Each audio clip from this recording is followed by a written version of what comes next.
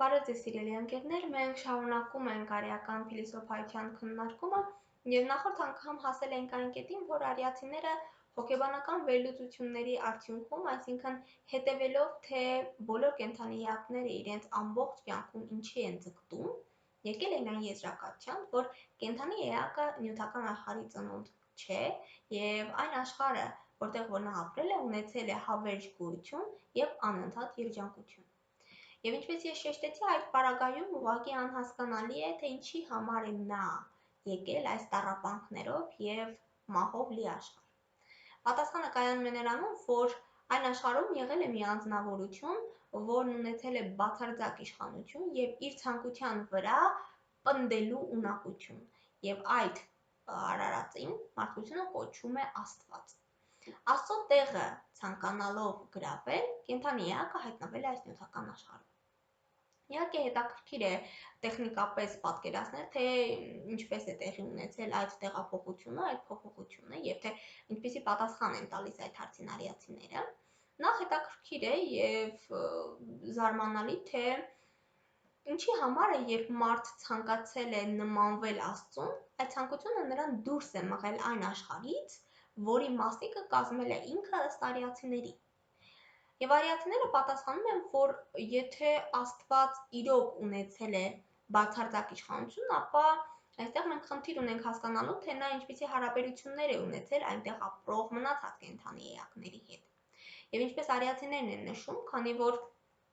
Աստված ուներ բացարձակ անկախություն և բացարձակ բացառիկ որակներ, նա ուղղակի վայելել է իր գոյությունը իր աշխարհում, իր մասնիկը կազմող կենդանի էակների հետ։ Բայց որպեսզի տեղի ունենար այդ վայելքը, այդ երջանկությունը, այստեղ գոյություն ուներ մի շատ կարևոր օրինաչափություն, և որպեսզի այդ օրինաչափությունը տեղի ունենար, կարևոր էր, որ կատարվեր մի շատ կարևոր պայման։ Այդ պայմանը կայանում է նրանում, որ յուրաքանչյուր կենդանի էակ այդ ցանկությանը, այսինքն այդ երջանկությանը պետք է մոտենար կամավոր։ Եվ որպեսզի պահպանվեր այդ կամավորության սկզբունքը, գերագույն Աստծո անձնավորությունը մարդկությանը օժտում է ընտրության ազատությամբ։ Եվ քանի որ մենք խոսում ենք կատարյալ էակի մասին, կատարյալ էակը պետք է ունենա կատարյալ որակներ։ Սա նշանակում է, որ Աստծո հետ հարաբերություններում չի եղել պարտադրանք, որովհետև եթե լիներ պարտադրանք, այդ հարաբերությունները չեն լինի սիրելի։ Իսկ մենք գիտենք, որ Աստված սեր է։ Ուստի մենք ունենք այն իրականությունը, երբ կենդանի էակը ինքն է որոշում ապրել Աստծո հետ, թե առանց Աստծո։ Եվ փաստորեն եղել են կենդանի էակներ, որոնք ցանկացել են ապրել առանց Աստծո, և ըստ արիացիների այդ կենդանի էակները եղել ենք մենք։ Հարց է առաջանում, թե ինչից է առաջացել այդ ցանկությունը, և ըստ արիացիների գերագույն Աստծո անձնավորությունը օժտված էր բացառիկ որակներով և կատարյալ էր, և այդ կատարելությունը նա արտահայտում էր իր բացառիկ որակների մեջ։ Նրանք բացատրում են, որ գերագույն Աստծո անձնավորությունը զբաղված չէր միայն նյութական աշխարհը արարելով, այլ նա իր աշխարհում զբաղված էր այն կենդանի էակների հետ, որոնք ընտրել են իր հետ ապրելը, վայելելու իր գոյությունը։ Եվ եղել են կենդանի էակներ, որոնք ինչպես արիացիներն են նշում, չարաշահել են իրենց օժտված այդ ազատությունը և ցանկացել են զբաղեցնել Աստծո տեղը։ Եվ բնականաբար մարդու և Աստծո միջև գոյություն ունի երկրորդ անսասան օրինաչափությունը։ Դա այն է, որ Աստված կատարում է մարդկանց բոլոր ցանկությունները։ Եվ եթե մենք տեսնում ենք, որ մարդու մտքով անցել է Աստծո տեղը զբաղեցնելու ցանկություն, գաղափար, սա էլ թույլ է տվել Աստծուն ստեղծելու նյութական աշխարհը։ Իսկ ինչու նյութական աշխարհը։ Միթե հնարավոր չէ այդ ցանկությունը իրականացնել այդ հոգևոր աշխարհում։ Իհարկե հնարավոր չէր իրականացնել, որովհետև մարդու և Աստծո միջև գոյություն ունեն հնարավորությունների տարբերություններ։ Եթե մարդը նույնիսկ ցանկացել է զբաղեցնել Աստծո դիրքը, նա այդ ֆունկցիան չէր կարող կատարել այնպես, ինչպես որ կկատարեր Աստված, այսինքն չէր կարողանա իր շրջապատում եղած մյուս կենդանի էակներին բավարարել այնպես, ինչպես որ կբավարարեր Աստված։ Եվ փաստորեն մենք տեսնում ենք, որ նյութական աշխարհ գալիս են այն մարդիկ, որոնք ցանկանում են նմանվել Աստծուն, այսինքն ունենալ լիակատար իշխանություն և ունենալ կարողություն պնդելու իրենց ցանկության վրա։ Եվ մենք հասկանում ենք, որ այս օրինաչափությունները միառժամանակ տեղի ունենալ չեն կարող, որովհետև եթե մեզանից ինչ-որ մեկը ցանկանում է իշխել, ապա պետք է լինեն նաև կենդանի էակներ, որոնց վրա մենք կիշխենք։ Սա է սրանով է պայմանավորված այն հանգամանքը, որ ի տարբերություն այն աշխարհի, որտեղից որ մենք եկել ենք, այս աշխարհը ենթարկվում է հաջորդականության սկզբունքին, այսինքն այսօր ես եմ իշխում եւ ինչ որ կենդանի անձնավորություններ, կենդանի էակներ ուղղակի ստիպված են հանդուրժել իմ բնավորությունը, իմ մտածելակերպը, իմ արժեքները, իմ տեսակետը եւ այլն։ Հաջորդ անգամ իրենք են իշխելու եւ այս անգամ արդեն ես պետք է ենթարկվեմ։ Եվ կենդանի այս աշխարհը ենթարկվում է այդ հաջորդականությանը եւ արիացիները այս ամենով տալիս են բացատրություն, թե ինչի համար է պետք, որպեսզի լինի մահը։ Եթե չէր կարող աշխարհը ստեղծել ընդամենը մի քանի մարդ, մի քանի թռչուն, մի քանի կենդանի եւ նրանք հավերժ գոյություն ունենային։ Սրանով նրանք բացատրում են, թե ինչի համար է անհրաժեշտ մահվան անհրաժեշտությունը, որովհետև այս աշխարհը ենթարկվում է հաջորդականության սկզբունքին եւ նյութական աշխարհում այդ հաջորդականությունը կոչվում է ժամանակ։ Ուստի ժամանակը այն նշատողն է, ժամանակը այն միջոցն է,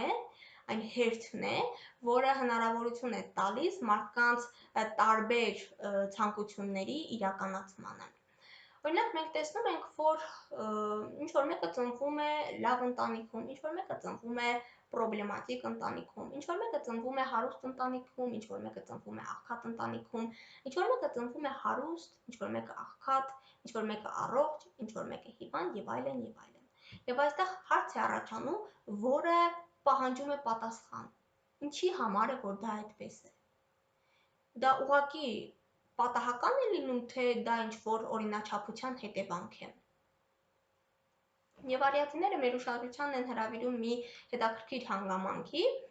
Այդ հանգամանքը կայանում է նրանում, որ մենք բոլորս էլ մեր շրջապատում հանդիպում ենք այնպիսի իրադարձությունների, երբ ծնվում է մի մարդ եւ նա իր ծննդավայրի հանդեպ ցուցաբերում է բացարձակ, այսպես ասած, չսազող որակներ, չսազող կեցվածք։ Օրինակ, ինչ-որ մեկը ծնվում է խուլ գյուղում եւ ցուցաբերում է տաղանդ, օրինակ, գիտության հանդեպ։ Եվ մենք տեսնում ենք, որ իր շրջապատը ընդհանրապես չի տրամադրում այդ տաղանդը։ Տաղանդը իր հետ գալիս է։ Կամ մենք տեսնում ենք, որ մի ընտանիքում դաստիարակվում են երկու տարբեր արժեքային համակարգ ունեցող երեխաներ։ Եվ կա մի հարց, որը հավերժ հարց է, ինձ թվում է, այդ հարցը կայանում է նրանում, թե որտեղից է մեր բնավորությունը, միթե դա մեզ հետ գալիս է ծնվելու պահից, թե դա զարգանում է ըստ ընտանիքի, ըստ ազգի, ըստ պետության եւ այլն։ Եվ արիացիները գալիս են այն եզրակացության, որը դարձել է արիական հասարակության, արիական քաղաքակրթության հիմնաքարերից մեկը, որ եթե կենդանի էակը ունի հավերժ գոյություն, ապա մենք տեսնում ենք, որ մարդ իր ծնունդից մինչև մահ, մարդկանց 90%-ը, երբ որ ավարտում են իրենց գործունեությունը, ընդհանրապես չեն ձեռք բերում այն փորձը, ինչի համար որ նրանք այստեղ են եկել։ Օրինակ, տեսեք, արիացիները այսպիսի պատասխան են տալիս, որ երբ մարդ ծնվում է, երբ իր հետ բերում է մի խնդիր, ապա այս կյանքը, այս մի կյանքը ուղղակի բավարար չէ այդ խնդրի իրականացման համար։ Օրինակ, կենդանի էակը ծնվում է եւ նա գալիս է այստեղ, ցանկանում է իշխանություն ունենալ ինչ-որ ուրիշ կենդանի էակների վրա, եւ բնականաբար այդ ուրիշ կենդանի էակները դիմադրություն են ցույց տալիս, որովհետեւ նրանք եւս եկել են այս աշխարհ այդ նպատակով։ Եվ կենդանիակը հասկանում է, որ հայտնվել է այնպիսի միջավայրում, որտեղ ոչ ոք առանց ոչ մի հիմնավորման չի ցանկանում ուղղակի իր իշխանությունը զիջել իրեն։ Եվ նա այդ իր ցանկությունը պնդելու համար ձևավորում է որակներ երկու եղանակով, կամ բռնության, կամ մրցակցության։ Եվ առաջին, եւ երկրորդ դեպքում ինչ-որ մեկը հաղթում է, բայց ինչ-որ մեկը պարտվում է։ Եվ արդար չի, որ մեկ կյանքի ընթացքում ինչ-որ մեկը հաղթի, իսկ ինչ-որ մեկը չհաղթի։ Ինչ-որ մեկը իշխանություն ունենա, իսկ ինչ-որ մեկը իշխանություն չունենա։ Ինչ-որ մեկը վայելի, իսկ ինչ-որ մեկը չվայելի։ Եվ արիացիները, երբ որ ուշադրություն են դարձնում այդ ծնունդի, այսինքն կենդանի էակի նախնական պայմաններին, այսինքն երբ որ մեկը ծնվում է գեղեցիկ, մյուսը տգեղ, մեկը ծնվում է հարուստ, մեկը աղքատ, մեկը ծնվում է առողջ, մյուսը հիվանդ, մեկը ծնվում է լավ երգում, մեկը ծնվում է վատ երգում։ Հասկանում են, որ բնությունը կամ Աստված, ինչպես ուզում եք կարող եք անվանել, այս ամեն ինչում ինչ-որ մի պատճառ է ունեցել։ Եվ նրանք գալիս են այն եզրակացության, որ այդ կենդանի էլեմենտը, որին մենք կոչեցինք հոգի, չի ծնվում մեկ անգամ, այլ ծնվում է բազմաթիվ անգամներ։ Նա ծնվում է այնքան անգամ, ինչքան որ իրեն անհրաժեշտ է իր ցանկությունները իրականացնելու, այդ ցանկություններից ճիշտ եզրակացություններ անելու, իր դիրքը վերագտնելու եւ հետո նոր միայն իր ունեցած դիրքով վերադառնալու այն աշխարհ, որտեղից որ նա եկել է։ Եվ դրա համար ամփոփելով այս ամեն ինչը արիացիները գալիս են այն եզրակացության, որ ամեն մարդ երբ որ ծնվում է, այս աշխարհ գալիս է ինչ-որ մի ճակատագրով եւ ընդհանրապես պատահական չէ, որ մենք ծնվում ենք ինչ-որ մի տեղ, մենք ծնվում ենք եւ հայտնվում ենք ինչ-որ մի շրջապատում, ինչ-որ մի երկրում, ինչ-որ մի պետության մեջ եւ նույնիսկ ինչ-որ մի մոլորակի վրա։ Որովհետեւ մեր կողմից բավականին մեծամտություն կլիներ կարծել, որ տիեզերքի մեջ միայն մեր մոլորակի վրա է, որ կյանք գոյություն ունի։ Դե ինչ, այսօրվա համար պատրաստել էի այսքանը, իսկ հաջորդ տեսահոլովակում ձեզ համար կխոսեմ կնոջ դերը արիական հասարակության մեջ, այսպիսի մի թեմայով։ Շնորհակալ եմ ուշադրության համար։ Ցտեսություն։